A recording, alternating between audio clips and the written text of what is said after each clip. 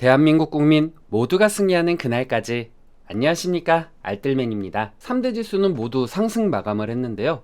원달러 환율은 1315.97원으로 전일 대비해서 마이너스 0.63% 하락을 했습니다. 빅스 지수는 1.98% 상승 마감을 했고요. 2년물, 10년물, 30년물 국채금리 모두 하락 마감을 했습니다. MSCI 코리아 ETF 지수는 1.38% 상승 마감을 했고요. 달러 인덱스는 마이너스 0.19% 하락 마감을 했습니다. 특징적인 주식들은 다음과 같습니다. 먼저 월마트는 예상치를 상회하는 실적을 발표한 후에 향후 가이던스를 상향 조정하면서 주가가 상승했습니다. 이러한 영향으로 소매주들인 타깃, 베드베스앤비욘드, 메이시스, 노드스트롬 등이 각각 상승을 하게 되었습니다. 월마트는 6.54% 상승 마감을 했습니다. TSMC는 버크셔 해사웨이가 40억 달러의 지분을 매수한 후에 주가가 상승했다라고 했는데요. 3분기 말까지 미국 예금주 수익 중 6천만 주의 이상을 추가했다라고 하면서 10.52% 상승 마감을 했습니다. 파라마운트 글로벌 역시 버크셔 해사웨이가 3분기 말 17억 달러로 지분을 늘린 사실이 밝혀지면서 주가가 상승을 했는데요.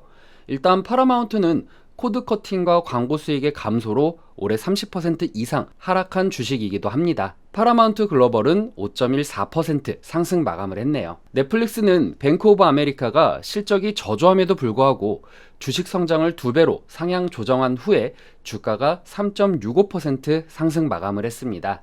새로운 광고 계층과 비밀번호 공유에 대한 단속이 주식의 가치를 23.6% 상승시키는 데 도움이 될 것이다 라고 밝혔습니다. 10월 생산자 물가지수가 예상치를 하회하면서 인플레이션이 진정될 것이다 라는 전망들이 나오기 시작했습니다. 전년 대비 기준 10월 PPI는 8%로 지난달 8.4%와 예상치 8.3%를 하회했으며 전월 대비 기준 10월 PPI는 0.2%로 지난달 0.2%와 부합했지만 예상치 0.4%를 하회했습니다.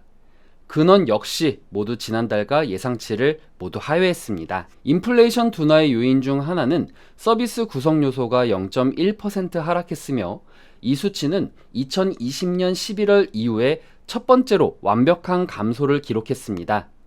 다만 휘발유가 5.7% 상승하였는데요.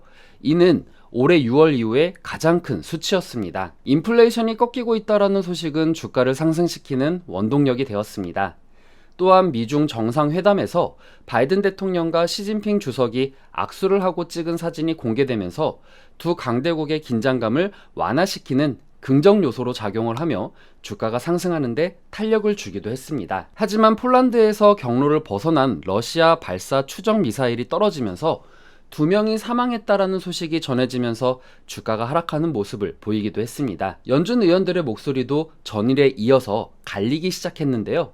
패트릭 하커 필라델피아 연은 총재는 기준금리가 미국의 인플레이션을 연준의 물가 안정 목표인 2%대로 끌어내리기에 충분히 제약적인 수준에 이르면 금리 인상을 멈춰야 된다라고 주장을 했습니다. 반면 라파엘 보스틱 애틀란타 연은 총재는 고강도 긴축에도 불구하고 인플레이션이 둔화하고 있다라는 증거를 보지 못했다라면서 금리가 지금보다 더 올라야 된다라고 주장을 했습니다. 원자재 가격은 대다수 상승 마감을 했는데요. 미국 면은 4.48%, 천연가스는 3.74%, 니켈은 3.17% 상승을 했습니다. 패드워치에 의하면 연준이 12월 회의에서 금리를 50bp 인상할 확률은 85.4%, 75bp 인상할 확률은 14.6%로 나타났습니다. 12월물 서부 텍사스산 원유 WTI 가격은 전장보다 1.05달러 상승한 배럴당 86.92달러, 1.22% 상승 마감을 했습니다. 이날 IEA가 12월 5일부터 러시아 원유 수출 제재로 인해 공급량이 하루 110만 배럴 줄어들 것으로 보고 있습니다. 이로 인해 공급의 우려는 커지고 수요는 늘어나는 현상이 일어날 것으로 보았습니다. 내년 전 세계 원유 공급량은 하루 1070만 배럴로 지난달 전망치보다 10만 배럴 상향했습니다. 하지만 내년 수요 전망 대비 하루 70만 배럴가량 부족해서 공급 부족은 지속될 것이다 라는 우려가 생겨나기 시작했습니다. 금일 국내 시장은 인플레이션의 하락과 그로 인한 환율의 안정화 등으로 상승 출발이 예상이 됩니다. 아울러 연준에서도 이전에는 고금리 정책에 초점이 모아졌다라고 하면 이제는 의견이 갈리고 있는 상황이 오고 있기 때문에 고금리 정책의 변화가 있을 것이다라는 의견이 나오고 있는 상황입니다.